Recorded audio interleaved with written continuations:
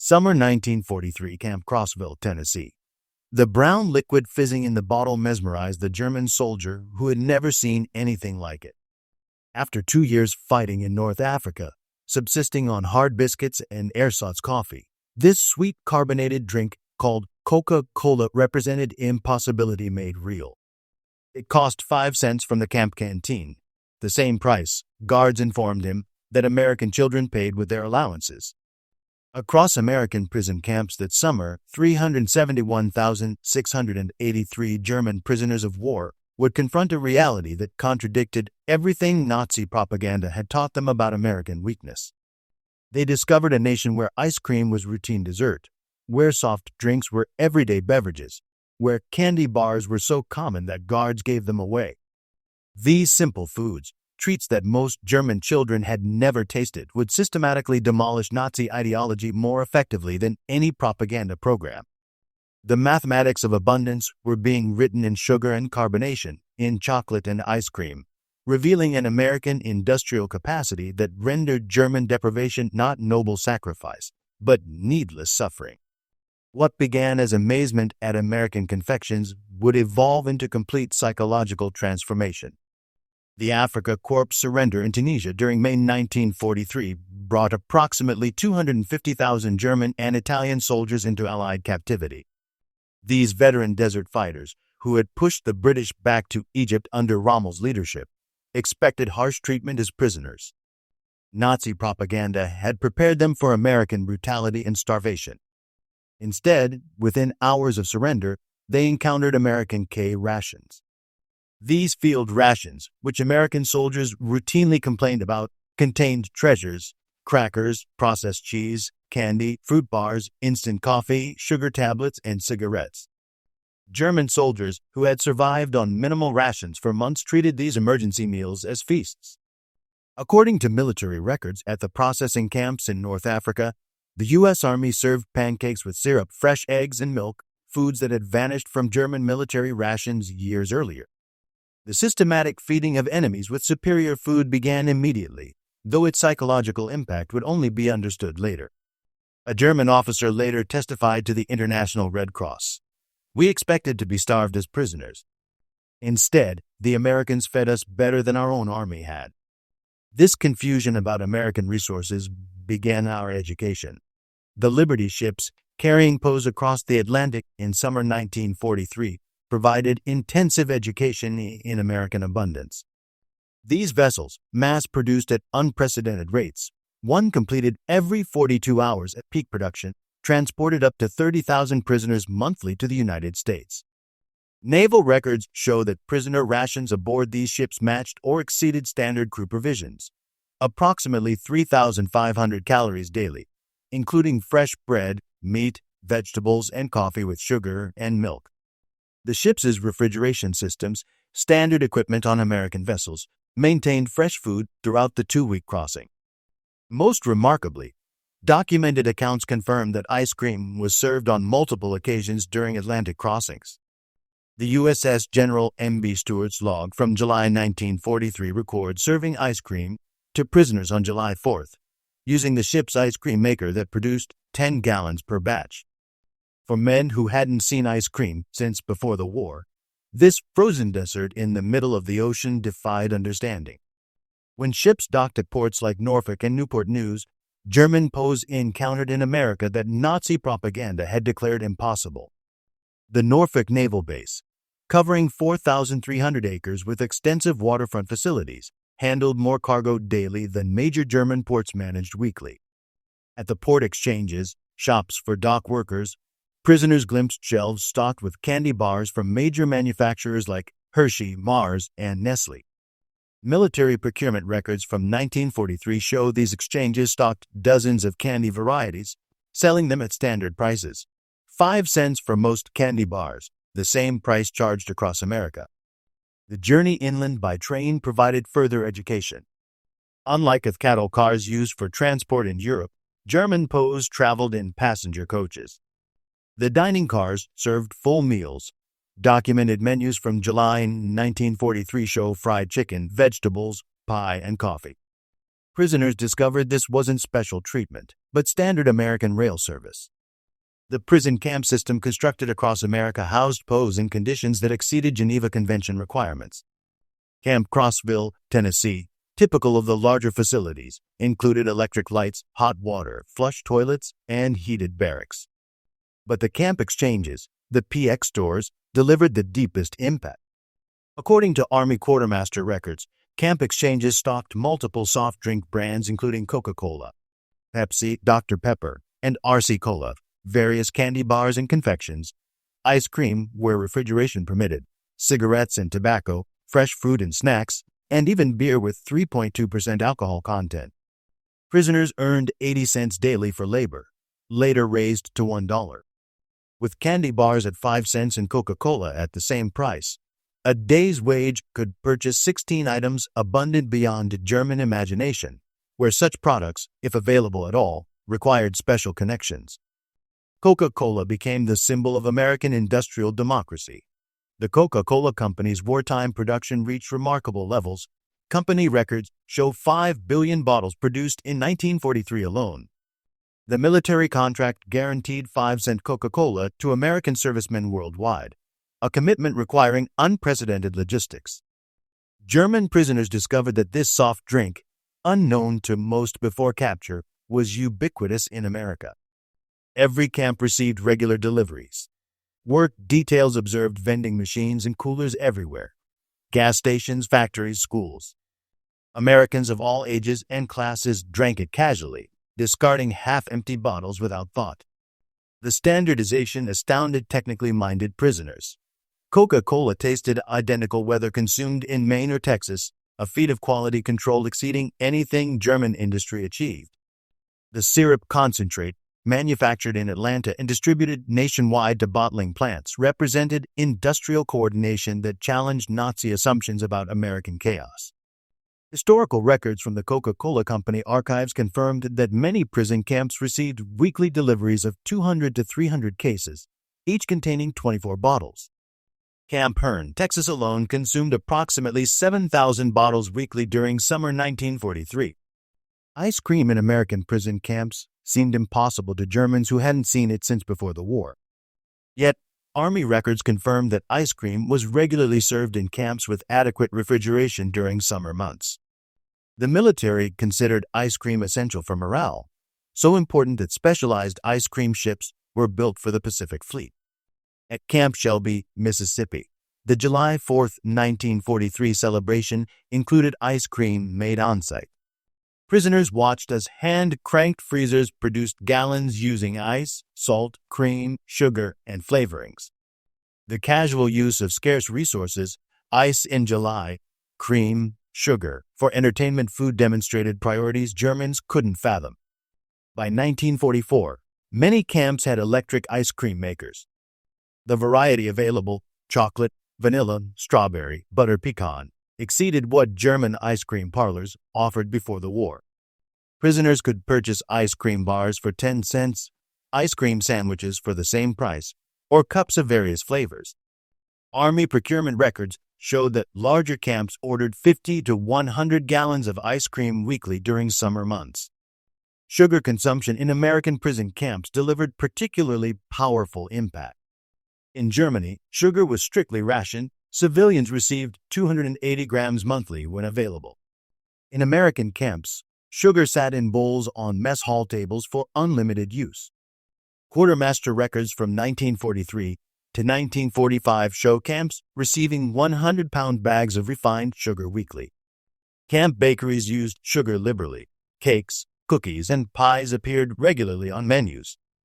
The mess halls sweetened coffee, tea, cereals, and desserts without restriction. One documented incident from Camp Ellisville, Alabama, illustrates the contrast. In August 1943, humid weather hardened several hundred pounds of sugar, making it difficult to use. Rather than steam and recover it, as Germans would have, kitchen staff discarded it and ordered replacement supplies. German prisoners working in the kitchen were reportedly distressed by this waste. American chocolate consumption patterns revealed democratic abundance. Major manufacturers, Hershey, Mars, Nestle, produced millions of bars monthly despite wartime restrictions. The military alone purchased 380 million pounds of chocolate products during the war years. Prison camp exchanges stocked multiple chocolate varieties. The standard Hershey bar, rations, emergency chocolate bars, and various candy bars containing chocolate were available for 5 to 10 cents. Prisoners discovered Americans had preferences among chocolate brands, casually choosing one over another. Red Cross packages distributed monthly to prisoners included chocolate bars among other items. The American Red Cross records show that standard parcels contained chocolate or candy bars, instant coffee, processed cheese, crackers, canned meat, cigarettes, and soap. These packages supplemented regular rations, providing luxury items that exceeded what German civilians received as basic rations. Thanksgiving 1943 introduced German prisoners to American holiday abundance. This purely American celebration demonstrated national coordination of consumption that dwarfed German organizational efforts. Army records confirm that all prison camps served traditional Thanksgiving dinner: roast turkey with stuffing, mashed potatoes and gravy, sweet potatoes, cranberry sauce, vegetables, pumpkin pie, coffee, and milk. The logistics required providing turkey dinners to 425,000 POWs and millions of American servicemen worldwide showcased organizational capacity. The fact that German prisoners received the same meal as American soldiers emphasized equality of treatment that contradicted Nazi racial hierarchy. Christmas 1943 brought unexpected generosity from American civilians. Church groups, civic organizations, and individuals sent packages to German POWs. The American Friends Service Committee alone distributed 50,000 Christmas packages to enemy prisoners. These packages typically contained homemade cookies, candy, toiletries, games and books, cigarettes, and writing materials. Local communities near camps often provided additional support. In Tonkawa, Oklahoma, townspeople delivered homemade treats to German prisoners at Camp Tonkawa. In Hearne, Texas, church groups brought Christmas cookies and candy to Camp Hearne. This civilian kindness toward enemies challenged Nazi ideology fundamentally. Americans who had family members fighting against Germany nevertheless showed charity to German prisoners, demonstrating strength through mercy rather than vengeance. As labor shortages intensified, German POWs worked increasingly outside camps, witnessing American food production firsthand. By 1944, approximately 100,000 prisoners worked in agriculture and food processing, gaining intimate knowledge of American abundance. In Michigan orchards, prisoners picked cherries destined for maraschino production, those bright garnishes topping ice cream sundaes. The volume staggered them, single orchards producing tons of fruit for decorative purposes. At canneries, prisoners observed quality control that rejected perfectly edible food for minor imperfections. Del Monte records from 1944 show that approximately 15% of fruit was rejected for canning due to size irregularities or minor blemishes, typically diverted to animal feed. Sugar beet processing in Colorado and Nebraska revealed agricultural mechanization beyond German achievement. Single farms produced more sugar beets than entire German regions. Prisoners learned that American sugar production from both cane and beets reached approximately 7 million tons annually, explaining the casual abundance they witnessed. German prisoners working near schools witnessed early versions of organized school lunch programs. Children received hot lunches including milk, protein, and vegetables. The National School Lunch Act would formalize this in 1946, but precedent programs operated during the war. The milk program particularly impressed German observers. Many schools provided fresh milk to children daily. The logistics of daily delivery to thousands of schools demonstrated organizational capacity that Germany couldn't achieve for military supplies. Some school cafeterias offered ice cream for additional purchase. The concept of children buying frozen desserts at school while German children faced food shortage created profound impact among prisoner observers. When minimum security prisoners ate at American diners under guard, they encountered democratic abundance. These small restaurants offered menus that would have graced the elite German establishments, available to anyone with modest funds. Documented prices from 1944 show hamburger at 25 cents, Coca-Cola at 5 cents, pie slice at 15 cents, ice cream sundae at 25 cents, and full dinner special at 65 to 75 cents. The equality of service, anyone could order anything, contradicted German social stratification. A factory worker and bank president ate identical meals at adjacent counter stools, served by the same waitress for the same price. As prisoners gained access to American publications, they discovered production statistics that dwarfed German efforts. 1944 American production figures showed sugar at approximately 7 million tons, chocolate and cocoa products at 380 million pounds for military alone, Coca-Cola at 5 billion bottles in 1943, ice cream at over 500 million gallons, and milk at 119 billion pounds. German production during the same period showed sugar heavily rationed and primarily from beets, chocolate available only for military priority, minimal soft drink production, virtually non-existent ice cream, and severely rationed milk. These numbers, published openly in American media, demonstrated that America's wartime production exceeded Germany's peacetime peaks. By late 1944, German POWs were sending food packages to Germany rather than receiving them. Using camp wages, prisoners purchased American products to mail home: chocolate bars, instant coffee, canned goods. International Red Cross records confirm this reversal. German prisoners in America sent approximately 11 million parcels to Germany during their captivity, most containing food items. The impact on German families receiving American abundance from imprisoned relatives while they faced starvation in freedom profoundly undermined Nazi ideology. American rationing implemented during the war revealed the gulf between societies. Americans complained about sugar rationing of 2 pounds monthly per person, more than triple the German allowance when available. American meat rationing at 28 ounces weekly per person exceeded what Germans received monthly. Even rationed, Americans maintained consumption levels Germans considered impossible luxury. The Office of Price Administration records show Americans purchased 74 pounds of sugar per capita in 1944 despite rationing, 10 times German consumption. Beyond Coca-Cola, prisoners discovered America's soft drink industry. Pepsi-Cola, Dr. Pepper, RC Cola, Orange Crush, and regional brands competed nationwide.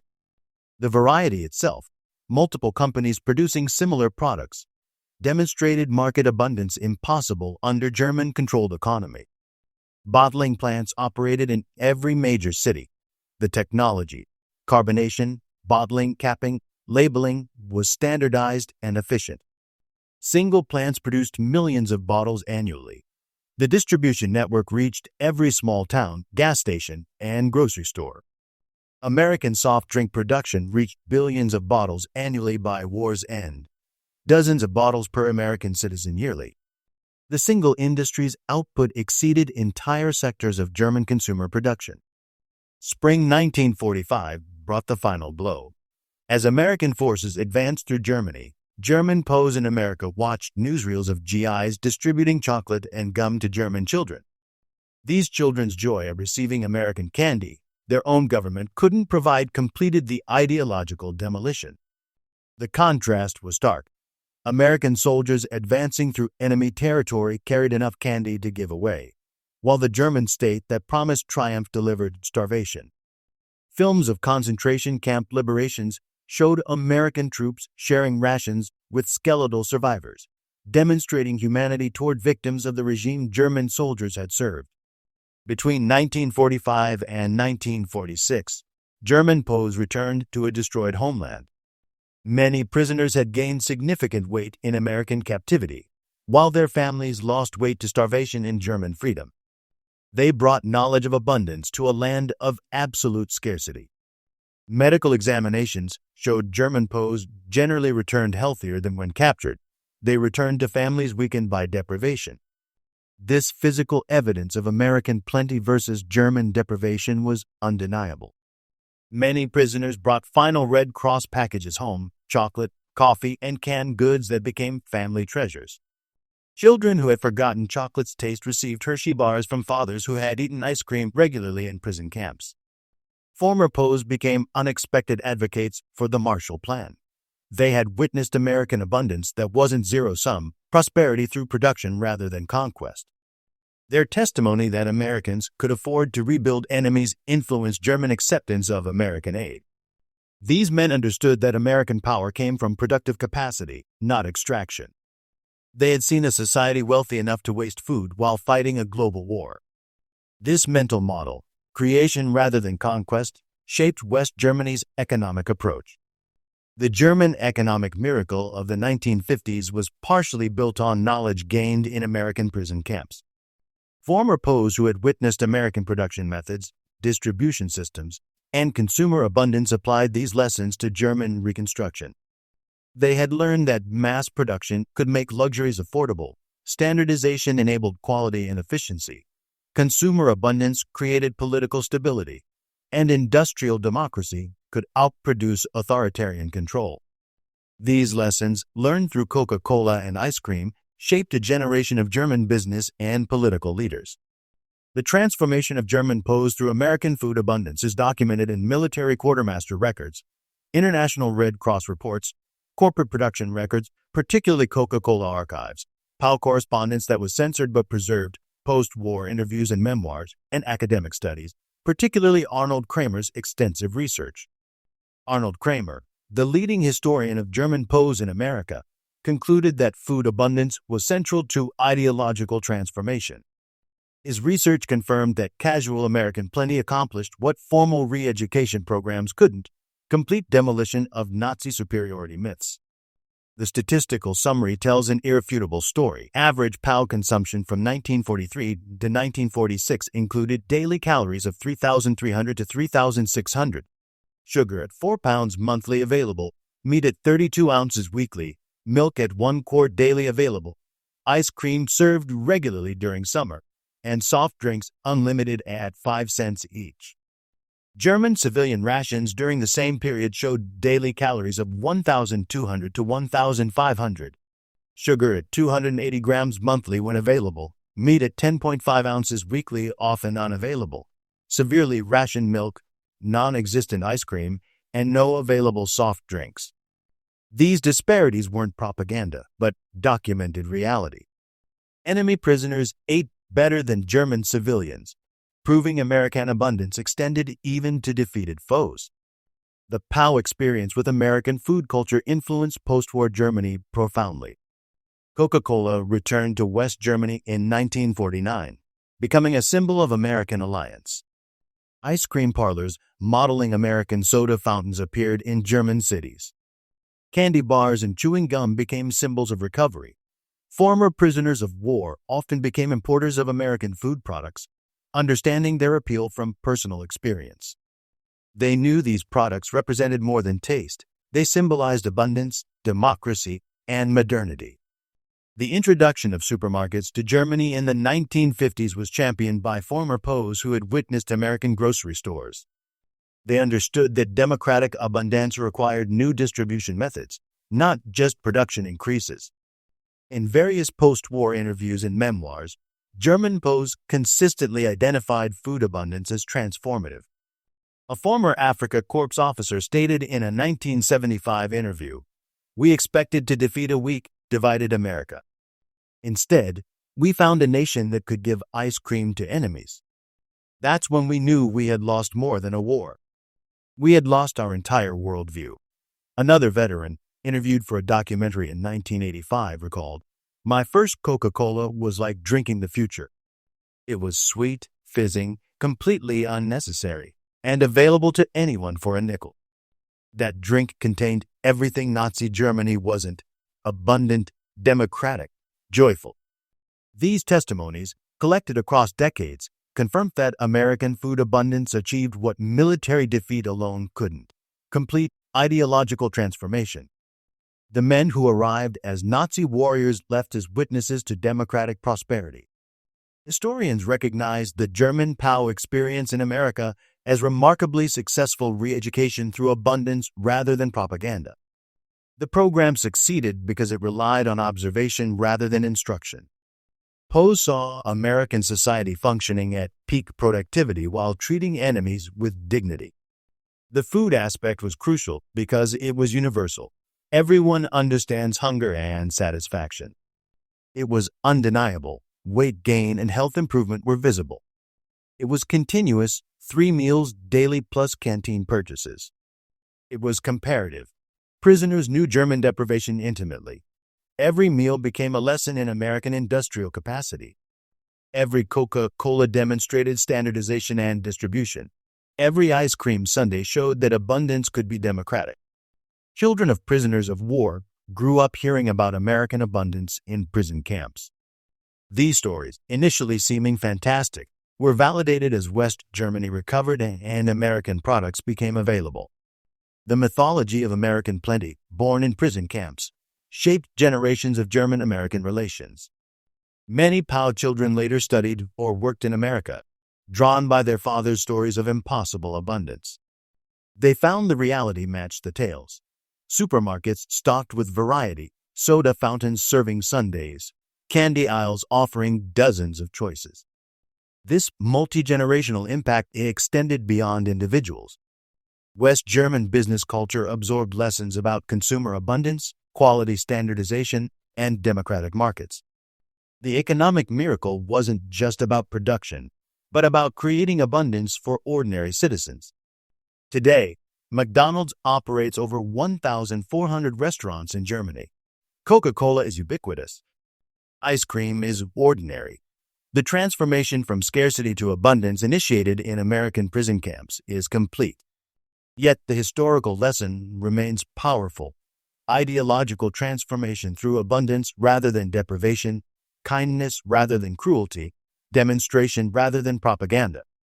The German POWs who couldn't believe ice cream and Coca-Cola in American prison camps witnessed democracy's ultimate weapon, the ability to create such abundance that it could be casually shared with enemies. The story of German POWs and American food abundance represents history's most unusual victory, a war won through generosity, an ideology defeated by ice cream, a worldview shattered by soft drinks. These men experienced transformation not through punishment but through plenty. They arrived believing in German superiority and American weakness. They left understanding that American strength came from productive capacity so vast it could waste resources without concern. The society that could give Coca-Cola to prisoners for 5 cents possessed power beyond military might. The ice cream sundae, with its layers of excess, ice cream, syrup, whipped cream, nuts, cherry, became a metaphor for American abundance. Each component alone exceeded German dreams. Combined, they represented impossible luxury made routine. That enemies could order seconds while German children faced hunger revealed the totality of Nazi failure. Former POWs often recalled specific moments of revelation: the first Coca-Cola's fizz, the first spoonful of ice cream, the first bite of a Hershey bar. These sensory memories carried more power than any argument. They had tasted democracy, and it was sweet. The transformation was complete and irrevocable. Men who had marched for the Third Reich returned as apostles of abundance, carrying the revolutionary message that prosperity came from freedom, not conquest. They had learned that America's secret weapon wasn't military might, but the ability to give ice cream to enemies. In the end, the bottles of Coca-Cola and dishes of ice cream served in American prison camps achieved what armies could only attempt: the complete transformation of enemy hearts and minds. The German POWs who couldn't believe such abundance existed became its greatest witnesses, carrying home the truth that democracy tasted like chocolate and freedom fizzed like carbonation. Their story reminds us that sometimes the greatest victories are won not through destruction, but through demonstration, not through taking, but through giving, not through hatred, but through the simple act of serving ice cream to enemies on a hot summer day. The men who experienced American abundance as prisoners became freedom's most unlikely ambassadors, transformed forever by the impossible reality of Coca-Cola and ice cream in American prison camps.